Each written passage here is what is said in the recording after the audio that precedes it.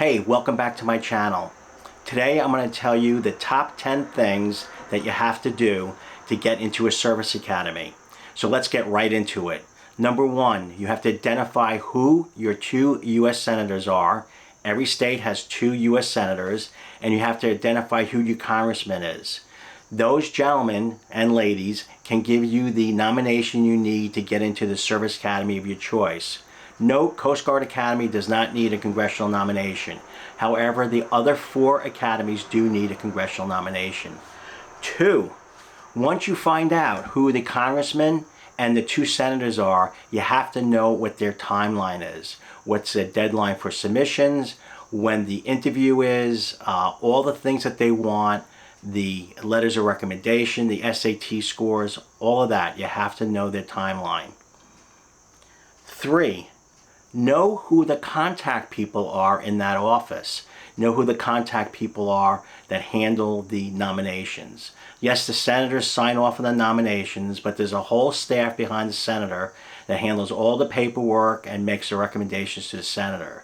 Know who they are, and don't be afraid to pick up the phone. That's right, pick up the phone, contact them, and identify yourself to them, and let them know that you're interested in going to a service academy and that you might be asking questions. They might be helpful, they might not be, they might direct you to their portal, but number one, reach out to them and identify yourself. It's always helpful to have a contact that you can call. Number four, open a file, portal, whatever they call it, with the senators, congressmen, and the academies. Each one of these folks, plus each of the academies, all five of the academies, have a portal, online file, whatever they call it. Open it up, begin to fill that out. It's important that you get this done ASAP. Number one, nothing really is done anymore paper-wise. Yes, there are a few senators and congressmen out there that like to have things submitted by paper. I'm sure I'm going to get comments down below, oh, my congressman wanted papers and all this stuff. Yes, they will take letters of recommendation in paper, but mostly all of them want things done online. And yes, I can tell you all five Service Academy have portals, and they want everything submitted online. It makes life easier for you and for them. Number five, make verbal contact with your academy representative, your academy liaison, your blue and gold officer, your information rep, whatever your chosen academy calls those folks. Reach out to them, send them an email, and make verbal contact with them. Ask if you can give them a call. Maybe they're going to go to a college night or a career fair or an academy day for a congressman or senator. Reach out to them, introduce yourself to them, verbally talk to them, let them know what you're doing and that you might need their help. And I am sure every one of those folks is going to be happy to help you, and especially will be happy if you reach out to them and identify yourself and let them know what you're doing and your interest in the academy. All right, number 6. Begin lining up your coaches, your teachers, your scout leaders, your ministers, the police chief, all those people that you might be asking for a letter of recommendation.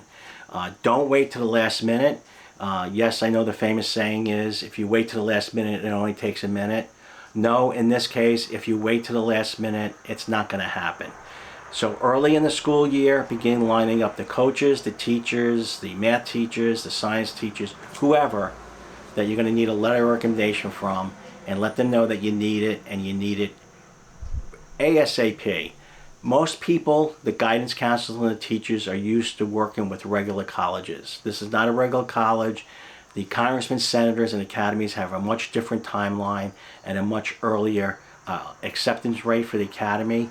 And usually by the end of the calendar year, beginning of the next calendar year, is when the congressmen and senators make their nominations known. So get that done as soon as possible. Number 7. SAT, ACTs. Start taking these as soon as possible. Get whatever help you can.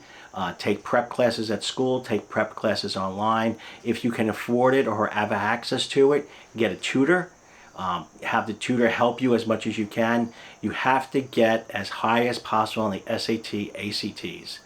I don't care what people tell you, SATs, ACTs, they don't count. It's not true. It doesn't hurt to have very high SATs. So once again, do the best you can, and remember, the academies super score these tests. So if you bomb on one and you get like an 800 in math on one and a 200 on verbal on the other, and you take it again and you get a 200 in math and then an 800 verbal, they'll take the 800 and 800. If you did that, that would be great. Usually people can't do that, but take them as often as possible.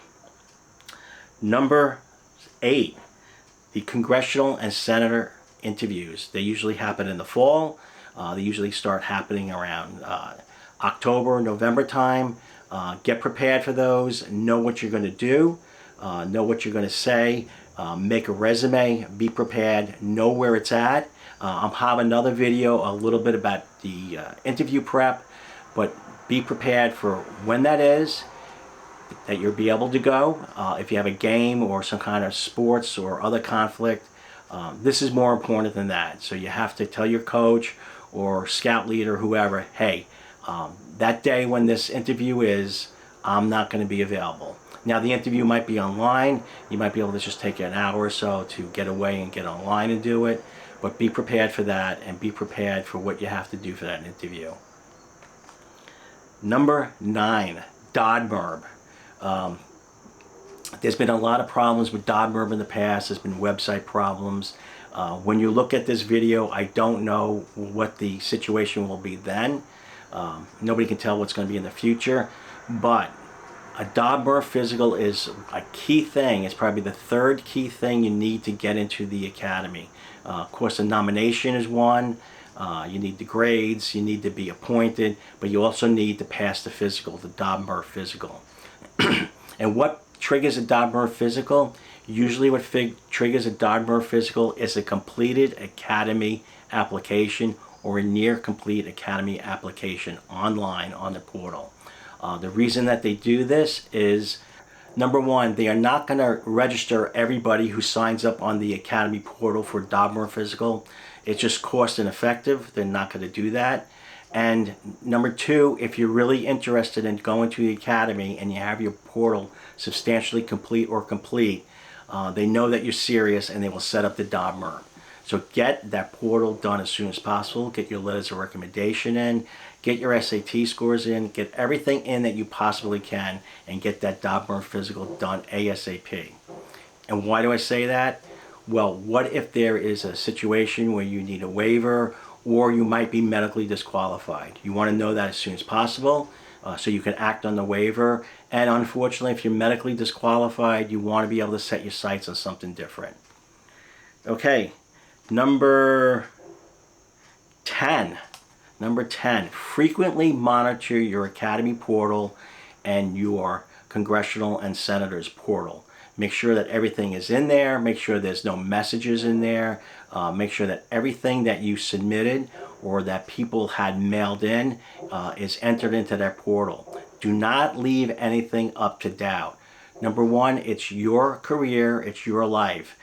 The people that are maintaining these portals, the people that are working in the senator's office, the congressional office, and the academy officers, they have a ton of things to do. For example, Naval Academy. Naval Academy has a space for 1,200 to 1,500 incoming plebes. They probably have anywhere from 10,000 or more applications. You are just a statistic at this time. You have to maintain these portals yourself, and you have to look out for yourself. So frequently monitor these portals and frequently monitor the senator and congressional portal. Lastly, don't be afraid to reach out and talk to people. Don't be afraid to reach out and call the admissions officer at your chosen academy. If there's a problem, if something's missing, if you need help with something, if your portal's not working, if you think you should have been scheduled for DODMERB, do not be afraid to pick up the phone and talk to people. I know that a lot of people like to text. Texts don't work. Just call. It's very important. And lastly, let me just leave this last thing with you, and then we'll say goodbye for today. Lastly, I understand that applying to a service academy and the congressional nomination is a very stressful thing. And it's a thing that most people will only do once in their life. You and your parents are not experts on this. So don't be afraid to reach out to the academy, the congressman's office, and especially your academy liaison officer for help. They do it. They do it every day. They've been doing it for years. Folks like me have been doing it for 30 years. We know the ins and outs. We know what pitfalls are. So don't be afraid to reach out, talk to these people, and ask for their help. So that's it. That's 10 things. There's no secret into getting into a service academy. The secret is hard work. The secret is being diligent. And the secret is making sure that everything is done on time and is submitted. So good luck. Catch you on the next video. And if you have any questions, see below in the notes. I have an email address there. I'd be more than happy to answer your email.